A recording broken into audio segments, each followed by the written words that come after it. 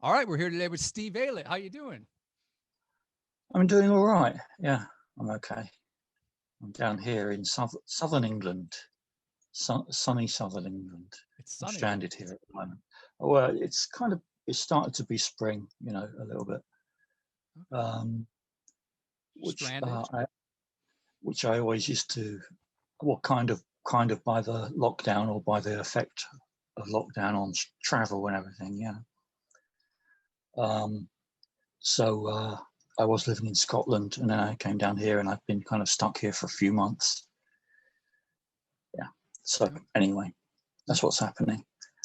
But yeah, it's spring, and I find I don't absolutely hate and abhor spring as much as I used to. It used to just be very painful. But like, oh god, everything's starting again. It's like, oh. But now I don't know. I don't mind so much now. you have an I affection don't know. for autumn then, being the opposite way. I kind of like autumn. I kind of like winter. It's like, okay, you know it's learned its lesson. It's gonna, let's just see if it stays down this time. But no, Never does. spring.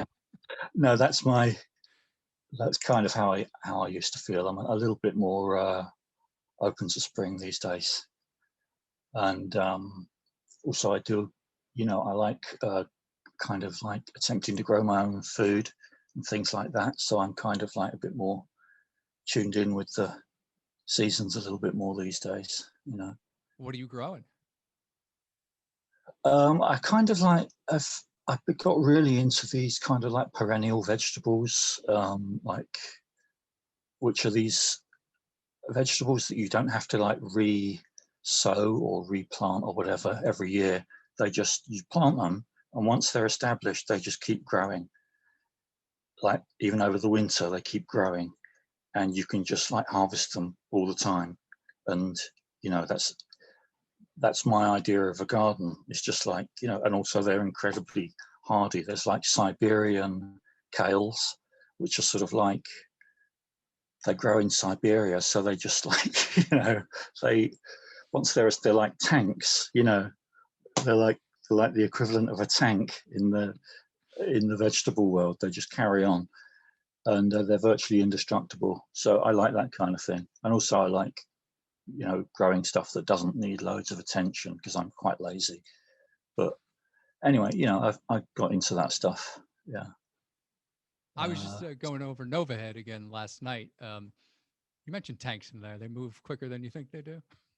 Oh yeah, they do. Yeah, yeah. I did a lot of research about tanks at one point. I was going to write a whole book about that was basically set in a tank, and it was like it was one of my stupid attempts to kind of make a book proposal to give to a publisher and say, look, I'm going to write this book about this, and then this happens and this happens. And that never works for me because it's kind of trying to force something or construct something commercial or something like that, and rather than just letting something grow out of some kind of real fascination or something. So that book never got beyond. I think I got about 3 pages into it, and then then the characters just started doing interesting, crazy things, and it was like, no, this isn't going to work. They're not going to behave themselves. So that never got written. But yeah, no, tanks can go pretty fast. Yeah. Um, and I'm trying to remember which was the main.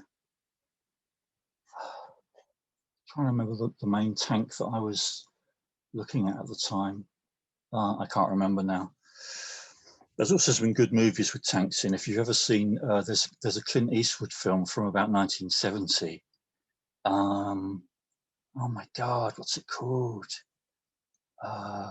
Him and Telly Savalas, believe it or not, get into some tanks, and Donald Sutherland as well, as a kind of hippie-ish kind of, even though it's set in the Second World War, and they're all going to go and find some gold, and it's called something like Murphy's Gold or something. I can't remember what it is, but anyway. Yeah. and there's just loads of there's a lot of tiger tanks in it, just going through walls. You know, it's quite beautiful in its own way. You know, and I think it's just about the only other thing that Telly Savalas ever did, other than Kojak. So you know, it's yeah. He was in On Her Majesty's Secret Service. Oh, of course he was, wasn't he?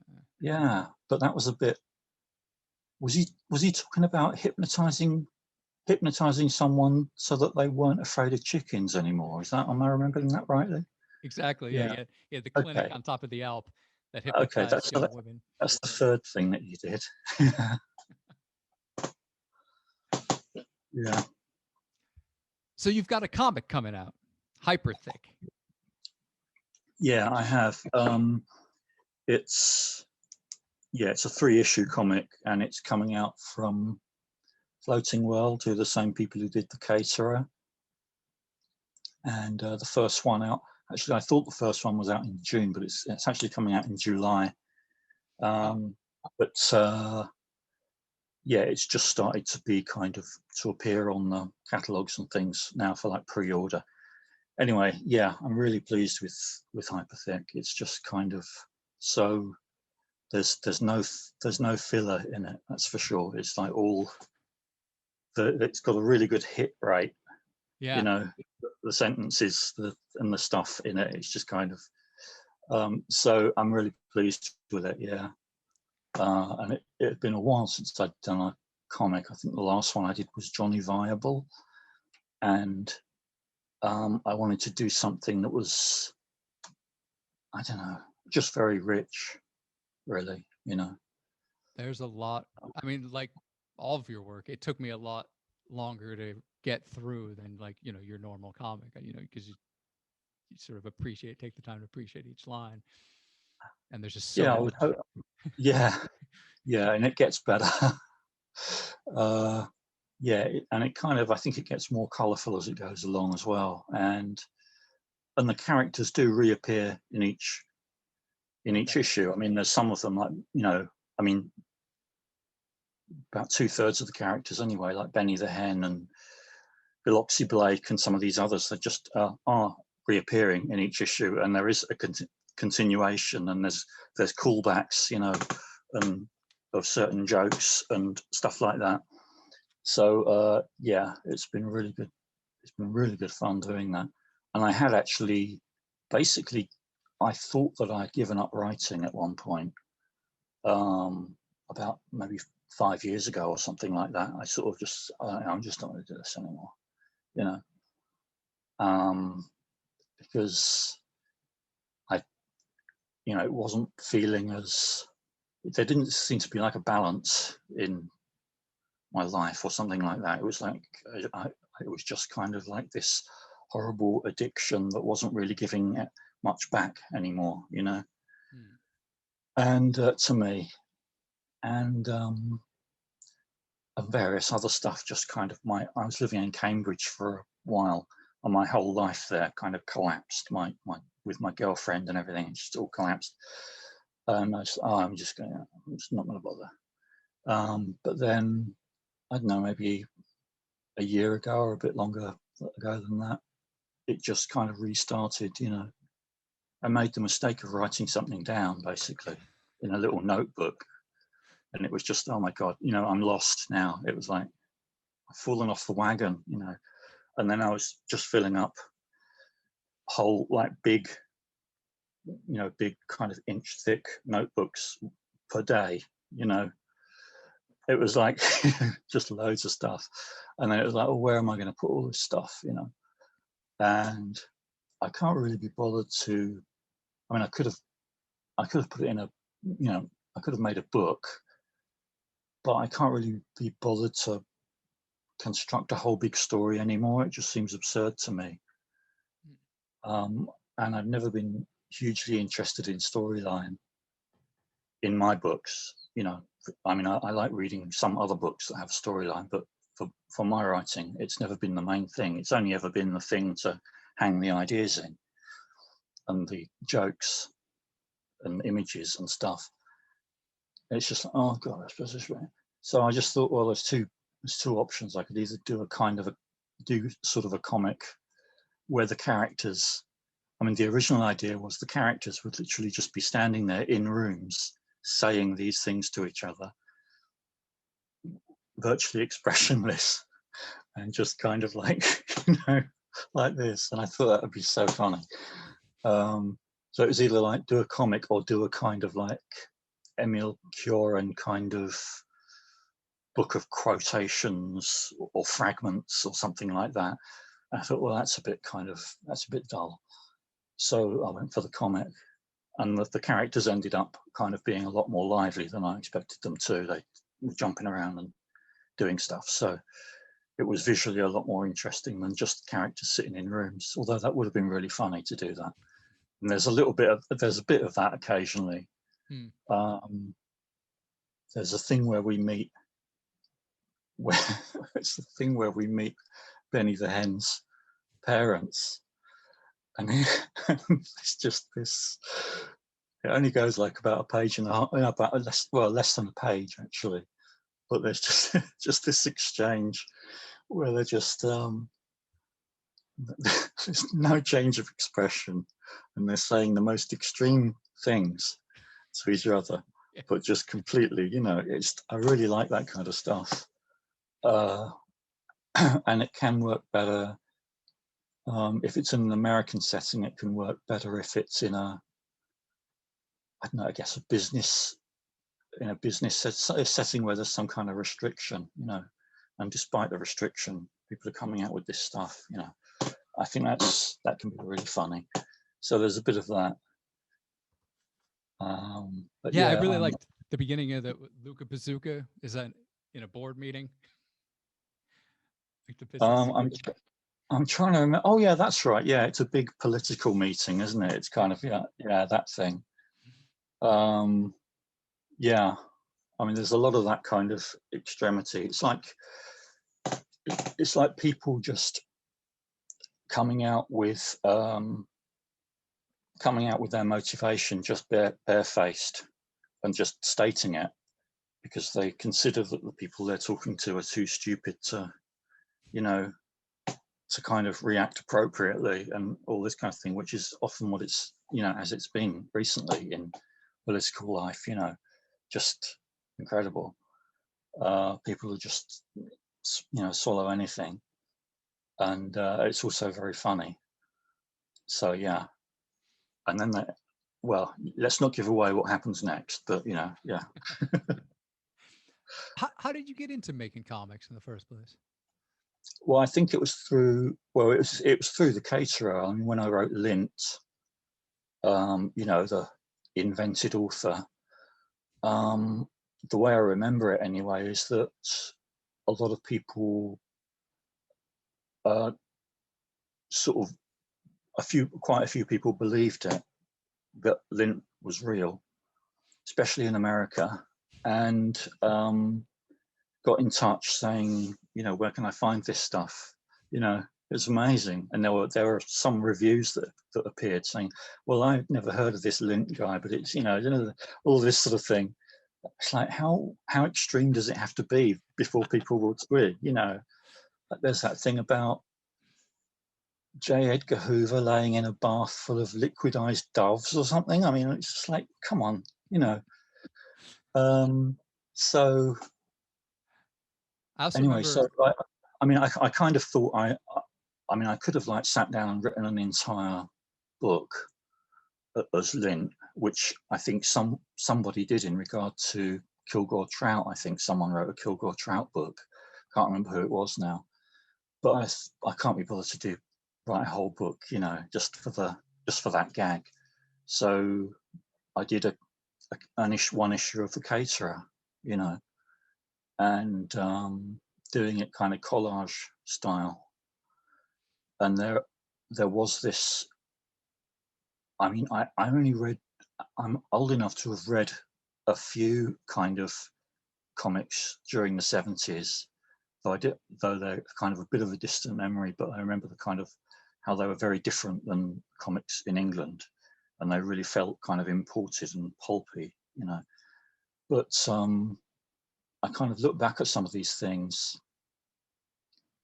and just kept on seeing this character who was usually in the background, or who was a very minor character in lots of different comics, this kind of smiling, blonde-haired jock who just seemed really into himself and really pleased with himself for no explained reason.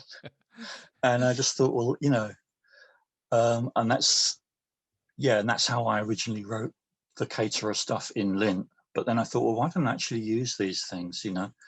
So I stuck them all together and made an issue, and it was, and called it a reprint, you know. Yeah, and it was like Yeah, issue number 3, right? It wasn't even the first. Yeah, I think it was, yeah. Including whole scenes where he's just staring or leaning, or, you know, all these kinds of things, you know. Yeah. So that was good fun, and people, you know, people really like that as well. Yeah. But I mean, the Lint thing, because I mean, I did write another. There was another Lint book as well, and Your Point Is, which is kind of essays about Lint. But yeah, and there was a there was a movie, yeah, as well, well, like a home movie. But yeah, I mean, I couldn't just carry on doing Lint things, so I had other stuff to do, you know. So I remember at the time the Lint movie was released. Yeah. I asked you about doing comics, and you said that you had come to realize you were really good at drawing pigs, so you're going to work with that. Oh yeah, I did do a couple of pig comics called Get That Thing Away From Me. And because the only thing that I can draw quickly and with assurance is pigs. It's a repeated thing, you know. So yeah, I did a couple of those, but I think issue 1 and issue 2 were like about eight years apart or something like that. It took me a long time to do the second one, and it just took such, oh god, I mean, doing the initial drawings was okay, but it's always the colouring in and the shadows and all that stuff that takes a long time, you know. And yeah, it took so much to do it. I mean, I might do an issue 3. I might do a third issue, you know, like in 10 years or something like that. I might get around to it. And then a bound collection, you know. Of course. Yeah. Put me in mind of Woodhouse as well. Is there like a fine English comedic tradition of pigs, or is it just you and Woodhouse? I hadn't really made the connection with Woodhouse. I mean, that's kind of, I do like some of the more of the conversational stuff in Woodhouse, where characters are very effortlessly saying very clever things, you know. Yeah. Although it's very, very thin, Woodhouse. I mean, there's no I mean, it's like a millimeter depth to it. It's just all bouncing across the surface, and it never really goes. It never really kind of goes down into any depth at all. But I like that stuff. But I hadn't really thought about the pig thing. No. I think you bring up kind animals. Yeah, I find animals really funny, generally. Especially hens. Oh yeah, hens are just, there's something, just mentioning a hen is just like, you know, oh, that looks like a hen, you know. It's like, well, that's a strange thing to say, you know. Usually a hen going berserk. Oh yeah. His favorite animal.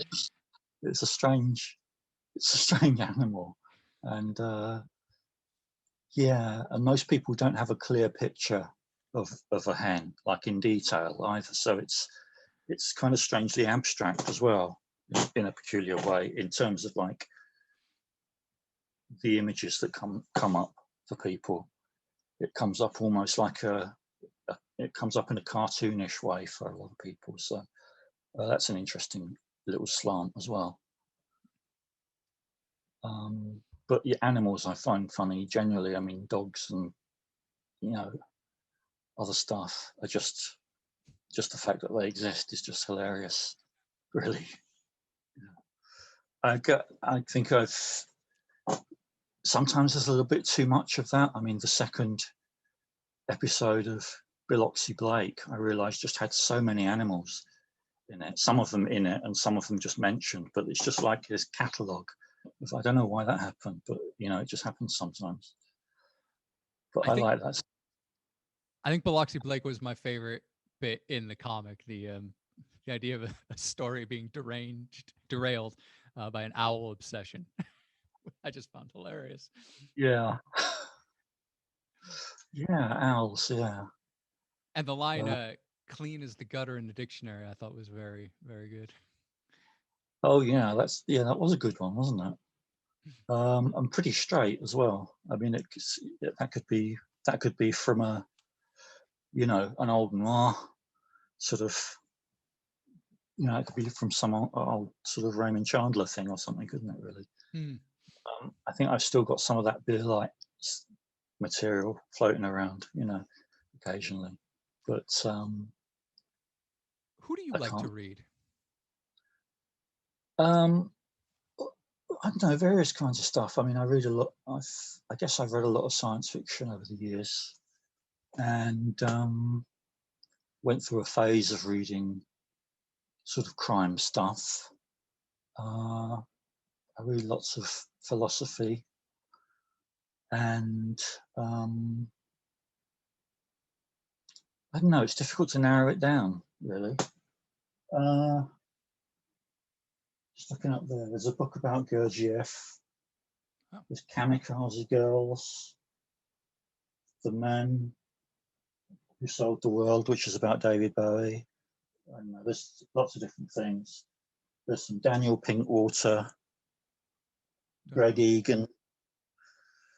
Greg Egan used to be an amazing, I guess, cyberpunk writer. He's not quite so good now, but he used to be just amazing. You know, he'd write about virtual worlds and everything, and kind of, it's like he almost took it as far as it could possibly go, and as far as anyone has ever taken it, actually, Greg Egan, and then just kind of like lost. Well, he just didn't really know what to do then, so he kind of almost had to backtrack, and write lesser work. It's a little bit like what happened to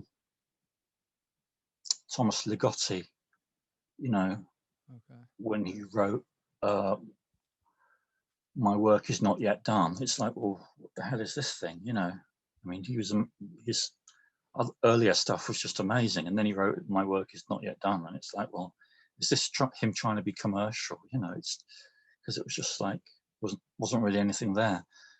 I like it when people go full on, you know, with their weirdness,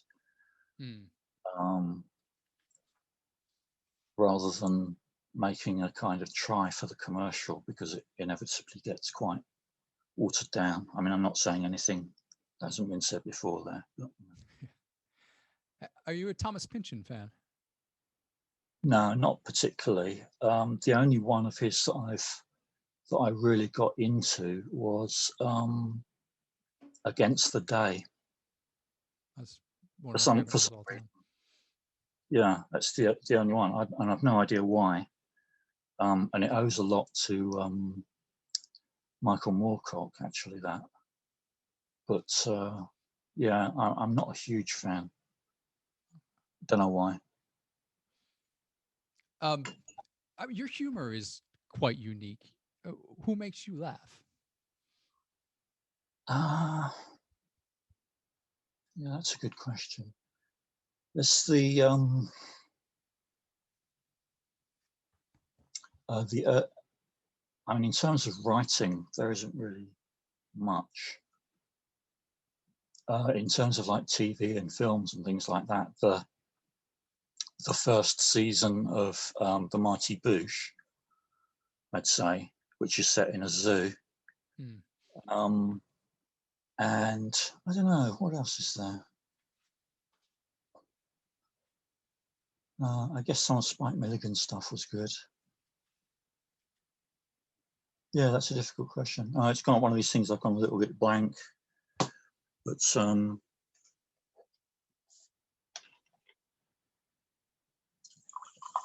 I mean, I kind of get surprised by some of my own jokes when I've forgotten them, you know, because I do basically write for myself, you know, the books that I want to read. And there's been embarrassing times when, at one point when I was doing, and that wasn't stand-up, it was like, well, it was when I was just doing like spoken wordish things. I quite often read from the Inflatable Volunteer, which is basically just routines. I mean, it's just like, you know, it's the only book that I've written, although I should have maybe warned people, because I think people went into it expecting this has a meaning, but that's actually the only book I've written that doesn't really have much of a meaning. It's just absurdist, crazy things, the Inflatable Volunteer. But I remember doing readings of that and being kind of surprised by things that came along and laughing at my own stuff, you know, in front of the crowd. And it's, you know, it's really bad. It's really bad form, you know, to do that. But it would just sometimes kind of sneak up on me. Like, I mean, there was some kind of thing with a guy who's kissing a horse and using the stable like a sort of kissing booth. And it's just like, well, it's just such a, you know, it's just so stupid. I really like stuff that's just really stupid, you know. I do and when well. when people remember to just do something stupid occasionally, like if you look at the first season of Rick and Morty, there was stuff in that wasn't very clever, particularly, but was just funny. Like in the first episode, there's Morty just lying on the ground for about what seems like a minute and a half with a broken leg, just sort of just howling and squirming around for longer than you'd expect. And it's just really funny, you know. But when something later on gets, and the same thing happened with the Mighty Boosh, when it becomes very conscious of its own style, it kind of very often stays clever, but forgets to be funny, you know, and thinks, well, all we have to do is show up. It's what I call the Steve Martin syndrome. It's like just forgetting to be funny for like decades at a time, you know, just think, oh, I'll just show up. I'm Steve Martin, you know, that'll be enough. But no, you know, you've got to actually do something. And then just every 20 years or so, he'll pull something out of the bag, you know, and surprise everyone. But in between time, it's just this wasteland. Yeah, so a lot of these people just sort of get they become conscious of their own image, I guess, and they think that that's enough. They think that's enough to do it. I mean, John happened over the last sort of year and a half with John Mulaney, the stand-up guy and the guy who wrote for SNL.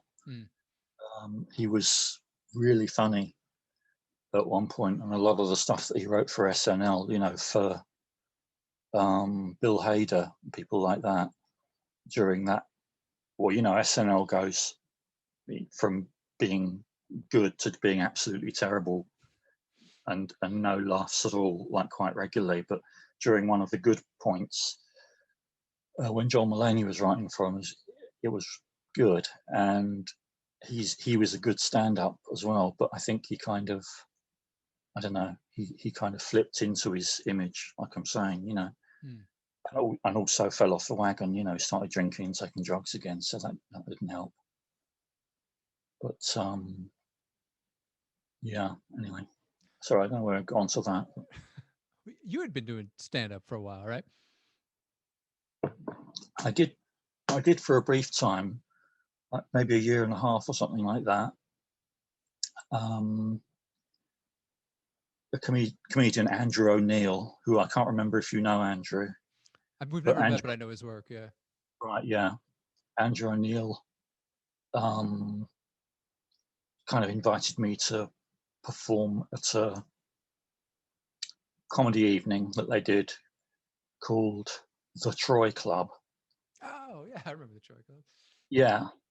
And so I went along and sort of, did some stuff and just sort of talk nonsense and whatever. And it was in a metal bar at that point in Soho.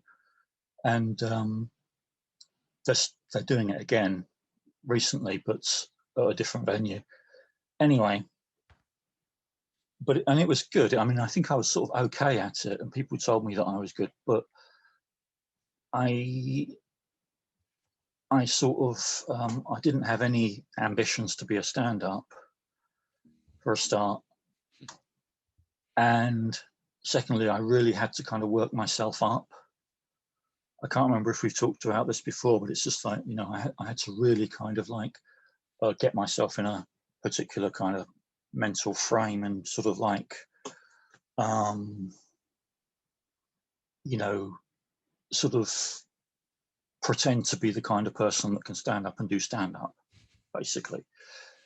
But that person is so different from the way I actually am, which is a very quiet, kind of fairly introverted fellow, that I felt like I was just doing an injury to myself every time I did it. Oh, wow. Even though I kind of get into it for the moment, in the moment of like, this is, but I just felt I'd always feel really bruised afterwards. Oh, wow. And so I just stopped doing it. And the last two performances I did were like one night, were like over 2 nights. I did 2 nights in a row at quite a big thing. There was like about 900 people there or something like that, which for me is like a really big crowd. And they weren't there for me. They were there for like Stuart Lee and Robin Ince and Josie Long and those people, But those people were sort of fans of my writing, so they invited me along, But again, I really worked myself up into a thing, and I only had like 5 minutes or something, but I really tried to pack a load in, and I was hyper, and I was just like rubbish. I was really bad. It was really, really bad. So after that, I just decided to not bother anymore. I just thought, well, why am I doing this? Why am I just, destroying myself to do this thing? It was like, so yeah, I stopped doing it, and and it's fine by me, perfectly fine. Would you like strictly script out what you were going to say for your set? Like being a writer. Yeah, but allowing some wiggle room for things, but that's the other thing, is like, allowing for what the audience, what the energy is of the audience. And like, I think the times when I bombed, it was through not reading that at all, and just plowing through, and yeah, I'm quite glad to not be doing that anymore. It would take so much energy, and I don't have very much. I have to be quite careful where I spend what little energy I do have. So I'm kind of like, in a way, taking better care of myself at this point by not putting myself through things like that. Yeah, I'm happy to just do, written things that people can pick up or not, out there in the world. Yeah. I mean, how's it for you? I mean, do you get energy back from doing it? Because I mean, as an introvert, I kind of like, I have a certain amount of energy. I go and do things, and then I have less energy because I've done things.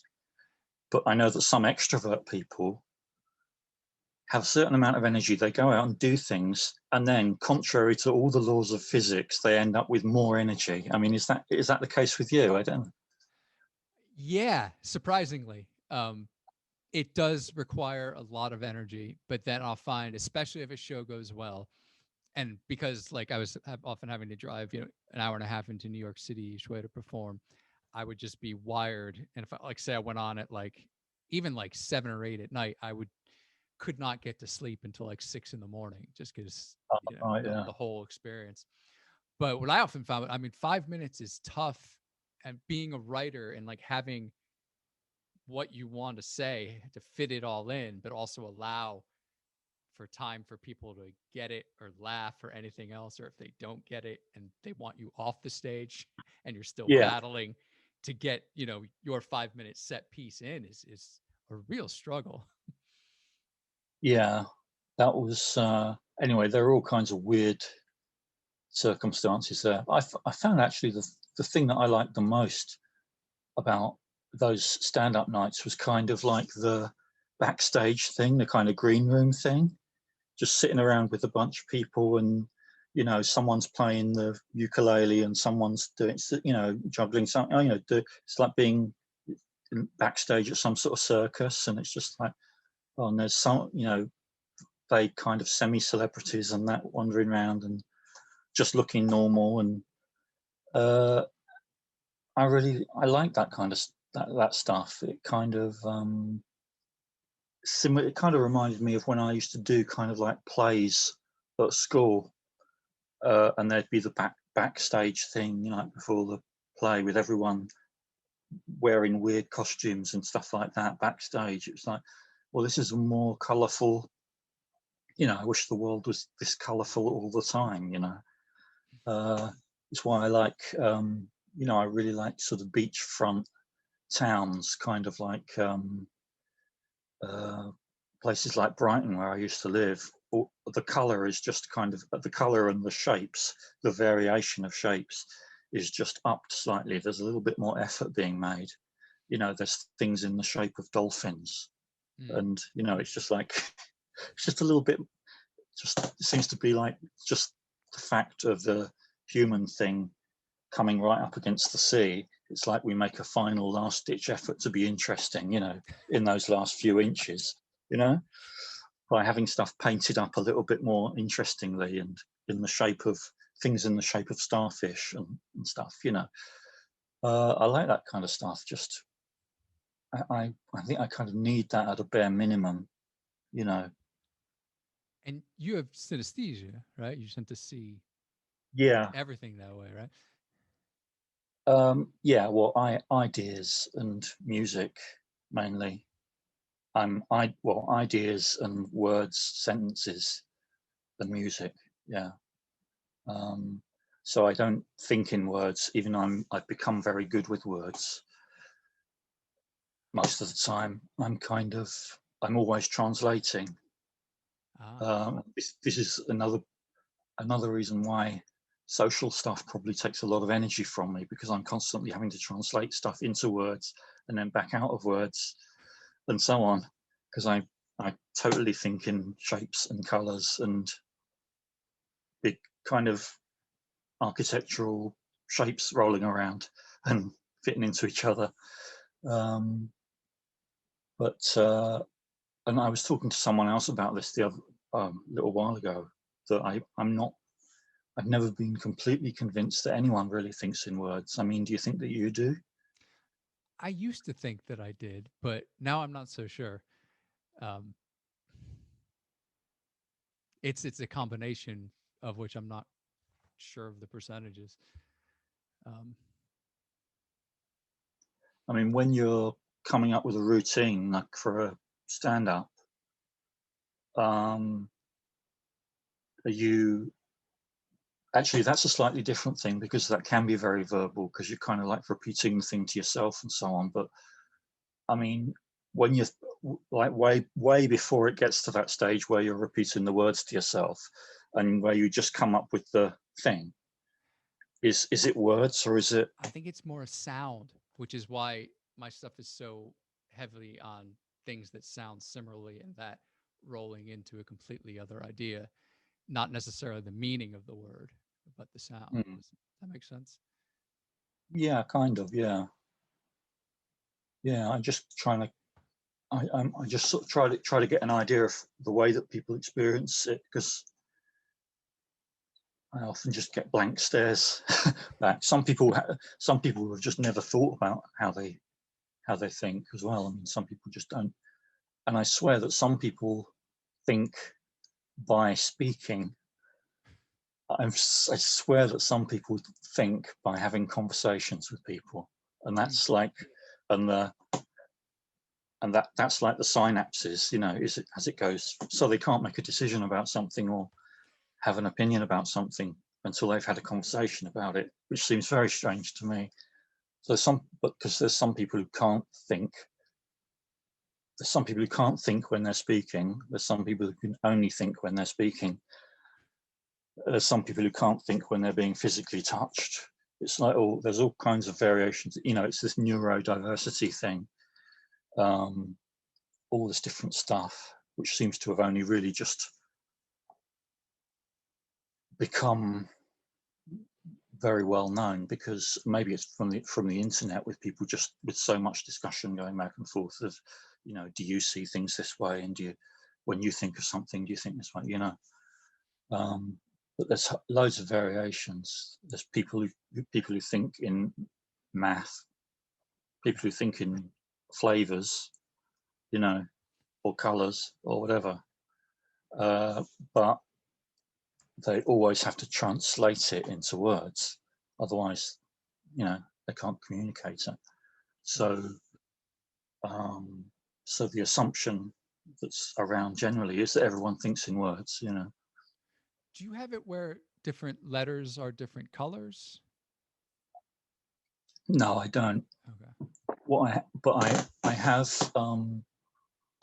a thing where ideas are a certain shape.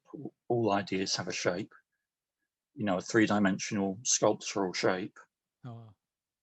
And sentences, I will often get the shape of a sentence, see the shape of the sentence before I know what the sentence is, and then I'll just have to slot down what the words are, not necessarily from beginning to end. Sometimes I'll start at the end, then the beginning, and then the middle. It's a bit like that thing in there's that movie Limitless, where that guy is sitting there and he's just taken one of those Limitless pills, and all these words are just clicking down. You know, it can be a little bit like that when it's going fast. I'll end up writing sentences in the wrong, you know, like from the end to the front, because it's just words slotting down into the shape of the sentence, which I've already thought of, but I don't know what the contents are until the words fall into it. And often I'll have the shape of a whole book, but I won't have the details, you know. I'll just have the shape and the feeling that I want it to be, and then I'll have to work to make that shape, you know.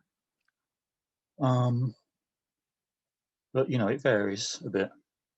I've only really recently come to realize I have this with the rhythm of a sentence. Like that seems to be the all-defining thing, and I'll constantly search for a certain syllable lettered word to convey the meaning that I need there, because other things won't really do. Oh yeah, you mean like, yeah, you know that there has to be something here with a couple of syllables and then that for it to work as a thing, but you don't know what the syllables are going to be. Almost like a punchline, having that build up. Yeah, I've had a few things like that recently where, well, you know, in at the beginning of Hyperthick, on the like contents page, as it were, there's a thing at the bottom which is trying to think what it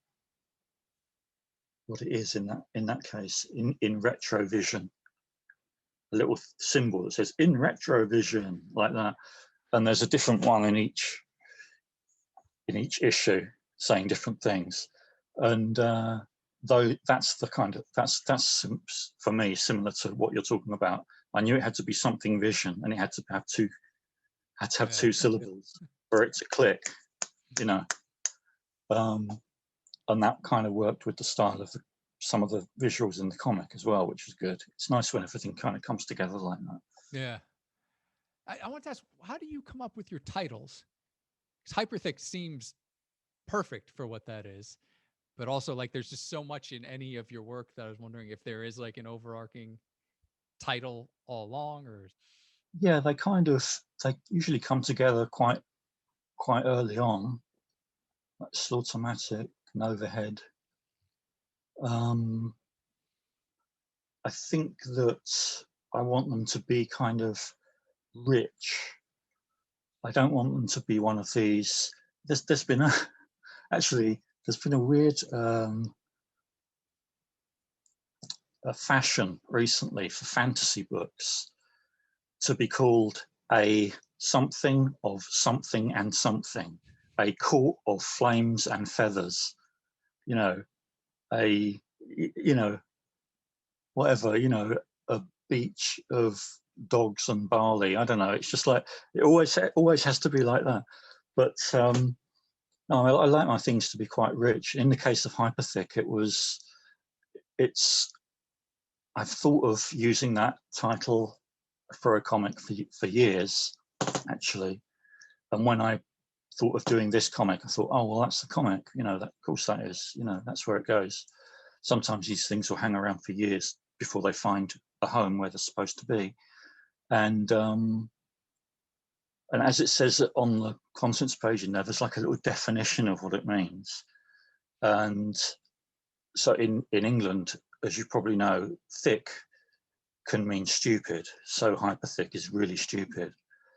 In the States and some other places, thick can mean having a big ass. So hyperthick is a really, really big ass. Then the third definition is, and this is the kind, well, I guess I'll say the fourth definition is like very rich, obviously, you know, very rich and dense and with lots of stuff in it. But what I put as the third definition, and I realized years ago that this is completely wrong, is using, when you're doing a kind of multi-dimensional story, like something like Flatland, where you're talking about a 1 or 2 dimensional thing in order to explain higher dimensional stuff, the 2-dimensional characters are given a certain hyperthickness, otherwise they won't exist. So they're given a notional mental idea of having some thickness, otherwise the story won't be able to happen, you know. If they were genuinely 2-dimensional, they wouldn't have any thickness at all. So they have a hyperthickness in order for us to talk about then a round object coming in and that's 3-dimensional, and then we can use that to think about 4-dimensional stuff. Now, that's what I thought it meant. For years, as a result of watching Carl Sagan's Cosmos, there's a thing where he talks about the Flatland story. And he says, well, you know, I can't really do his voice, but, you know, yeah, the thing comes down and these things have a certain, he's got a certain hyperthickness. That's what I thought he was saying. But actually what he said something like, these things have a certain height, but they're blah, blah, blah, blah, blah, like that. And I misheard it. So for years I was going around thinking, oh yeah, you know, there's a hyperthick. Yeah, there's that hyperthickness thing. And I was surprised I never saw the term in any of Rudy Rucker's books, because I really like his stories. But he says he never really uses hyperthick in there. But even though I know that it's wrong, it's such a good word, you know. I think the only real scientific definition that it has is when is medical, when there's some like really, really slimy gore. Yeah, and I didn't really want to go with that one. So I went with the one that was just completely wrong. So how about the characters that you've used? How do you mean? Where did they come from? How? Well, mainly from kind of 1930s out of copyright stuff. I've gone way back with this stuff. Okay. But you know, when people hear about how this is done, it actually just takes a hell of a long time. I mean, the writing is very quick and very easy, and there's just loads of what I think is good stuff there. But the thing that takes ages is doing the visuals. But I just seem to have backed myself into this corner where I'm doing it this way. You know, it would be so much quicker if I just got an illustrator just to just do this thing. But there's certain stuff that is suggested by some of these old pictures, you know, these characters just sort of standing there with a certain expression on their face or a certain lumpiness, or just sort of like, it would be perfect if they were saying or doing something other than what they're saying or doing here. You know, it would be really funny. But then, you know, so there's that. Then there's the thing of kind of continuity. If stuff comes from different sources, but I'm using them for the same character, thing of having to make, you know, keep the continuity so that they don't look like different characters. And Yeah. I know that in a couple of the things I did previously, I know that in Johnny Viable, there's at least one panel where someone's shirt suddenly changes color, or suddenly they've got a moustache or something, and then they haven't. You know, I wanted to avoid those things, so I've been I've kept very closely to the continuity with these things. But the other thing I like about this newer stuff is that, I mean, I've always been really into the sort of, I've never been into characters that are just reactive, who are just reacting. Because very often I'll read a book where it's like something happens and then this person reacts this way, and I'm like, oh, please don't do that. You know, we know what's going to happen next, and then this is going to happen, and then that, and it's just like, you know, that could be done by a kind of mathematical formula or by a computer program or something like that, you know. But I really like the idea of characters who react in completely the wrong way, or who react quite sensibly, or who react quite calmly, or maybe don't even react at all. You know, that's funny to me, but it's also kind of like, I don't know, it's sort of, it treats the reader with some intelligence and respect, you know, rather than us just sitting there watching idiots make mistakes and then the obvious outcome of those mistakes, and just like, you know. But I like, and I've realised over the years that these characters, a lot of the ones that I write, are basically like trickster archetypes, you know, of the various archetypes that exist. And the trickster archetypes are really the only archetypes of characters who are not just reacting, they're absolutely operating from the ground up on their own decisions and on their own sort of computing power, their own mentality and what they want to do and what might be interesting. And I think I've reached the point probably reached the point with Hyperthick of 100% trickster. You know, virtually all the characters are trickster archetypes, all of them. So they're interacting with each other, and it makes it much more, well, it makes it more difficult in a way, but also a lot more fun to kind of juggle them, because they're swapping from second to second, they're swapping who's the straight man, as it were, you know. But then then jumping on top again and like like this, and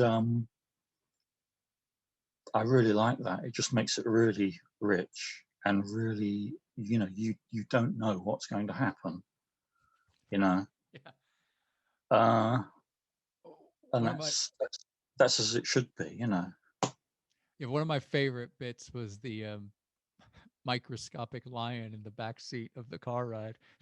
That keeps persisting. He's forced to listen to what it has to say.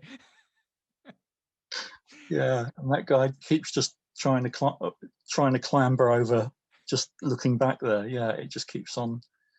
Yeah, and then of course they end up in court. Yeah, and you never see. Although there is actually an explanation as to what might actually be happening in that, which is interesting. But I'm not going to go into it. But a lot of this stuff can actually another thing about this is that it can just be taken as really as kind of absurdist stuff, but a lot of it can also be decoded in one way or another. There's a kind of like but it kind of, it feels like it hits that sort of sweet spot of like really stupid and absurd, and kind of meaningful and sort of poetic and stupid and all these things at the same time, you know, which I really, really like. And it kind of has a good hit rate of that kind of quality in it. So yeah, I'm pretty pleased with it. I had to put it down for a couple minutes because I was laughing so hard at if you drink a glass of water while walking off a cliff, it'll have the same effect as poison. Yeah. Yeah. Yeah, that's like, good. Yeah, I'm not really like spoiling anything because there's like so many of these in the comic. Yeah. Well, at one point I was going to put like little like epigrams at the top or bottom of every page just to kind of get rid of them, because I'm, you know, the more I can get, I mean, I've still got so much of this. You know, I want to get rid of as much of this stuff as possible. So it's really nice to come up with a form where I can get rid of, you know, dozens, at least dozens of these ideas on every page, and I'm done with them. Do you have an ideal format for your work? I've no idea. I mean, I've got very into the comic thing recently, but I just whatever's richest, you know. It's difficult to say, really. I mean, a movie would be an interesting thing to do, but that stuff never takes off. Every few years, I get some kind of bit of interest from someone about, you know, we want to make a movie of something. But when Slaughtermatic came out, that guy, Joe Esterhausen, the script writer who did, I don't know, did various things in the early 90s,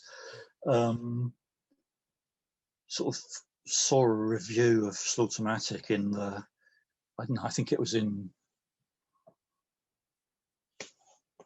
New York Times or something. It was some big review, and it made it look like a kind of heist thing, you know, like a really straightforward heist thing, like Dog Day Afternoon or something. And got in touch with the New York publisher.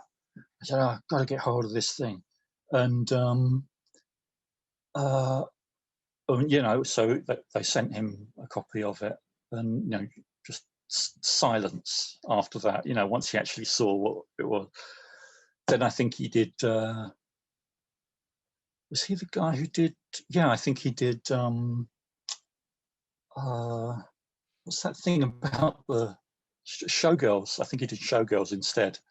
So you're welcome. But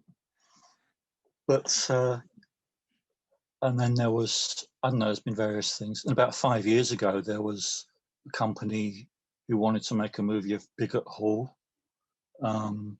which would be a really good idea, actually. But and it was Sadie, the actress Sadie Frost. It was her company, and I kind of, you know, I even sort of wrote a few bits and pieces for it, and they sort of, you know, had meetings with them, and they sort of wasted my time for a few months, and then everything went quiet again. I've really come to recognise this quietness, you know, and there was, and actually only about a month ago, or a couple of months ago, there was a sort of big firm in Hollywood that represented a bunch of big directors, like A-list directors. Can't remember the name of the firm now, but anyway, they got in touch with Snowbooks, who published Lint, and said, we want to make them, someone here wants to make a movie of Lint. We can't tell you who it is. It's a big A-list director. you know, and do the rights still exist? And they said, yeah, you know, because basically I still have the movie rights to Lint. And then just complete silence after that, you know. I sent them one email and said, is anything happening? Oh, we haven't heard back from the, you know. So that was that. So, and I recognized, oh, it's that silence, yeah.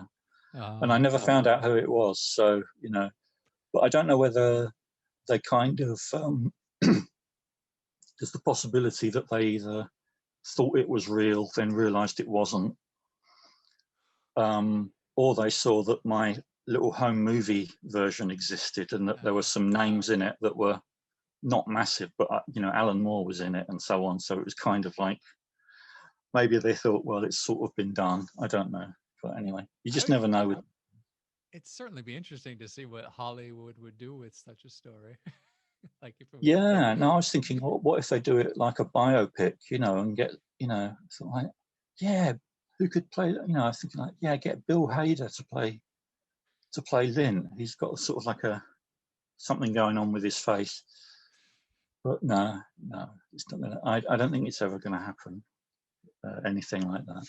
I don't think there's ever going to be any level of, any big commercial level of stuff during my lifetime. It's definitely, I think once I'm out of the way, and I've said this before, but once I'm out of the way and it can all be repackaged in some way with some kind of framing story, I don't know. Maybe something will happen, but not while I'm around. But that for me, that's very freeing. You know, it means I can just do whatever I want. It doesn't matter. I can do exactly what I want because there's, you know, no one's really paying attention. It's just like, you know. But I mean, I've genuinely let go of that now. That thing of that idea of big success or fame or anything like that. And it's really good to have finally genuinely let go of it, because it's, I mean, I know that there'll probably be some retrospective noise about it, but while I'm actually here in the world producing this stuff, it's just me producing it and doing exactly what I want, you know. And I find that genuinely kind of a freeing thing. It's so good. So what are you doing next? I have no idea. I'm going off to the chopping wood for a while, and you know, then I'll just decide what to do later. But I'm not forcing anything, and I'm not kind of, and also haven't got any energy going into maintaining some kind of image either anymore, which is another good way of not spending energy on nonsense. So yeah, it's feeling a lot healthier and a lot weirder. I mean, I think I've only recently started to be completely accepting of my weirdness. Believe it or not, I think I've actually reined it in the past. Wow. And I'm now just, you know, just the full thing. It's just there, and just take it or leave it kind of thing. You know what I mean? Because you know, who cares really? So that feels very healthy to me. Oh, good. Cool. Well, the comic's coming out July, you said? I think it's now July. I thought it was going to be June, but it's July. Yeah, the first issue. Okay. Cool. And meanwhile, there's all my other stuff is still floating around if anyone wants it. Yeah. And I've just redid my website a few months ago. I don't know if you've seen it, but it's, you know, I had that old website from about 1997, Yeah. Which I just haven't redesigned or done anything to since then. I finally got around to doing something with it, so now I can just forget about it again for the next 10 years or something like that, you know. Cool. Thanks so much for coming on the show. Anything else you want to add? I'll probably think of something, but some brilliant anecdote, but I can't think of anything at the moment. It's been very nice to talk to you. Yeah, you too, Steve.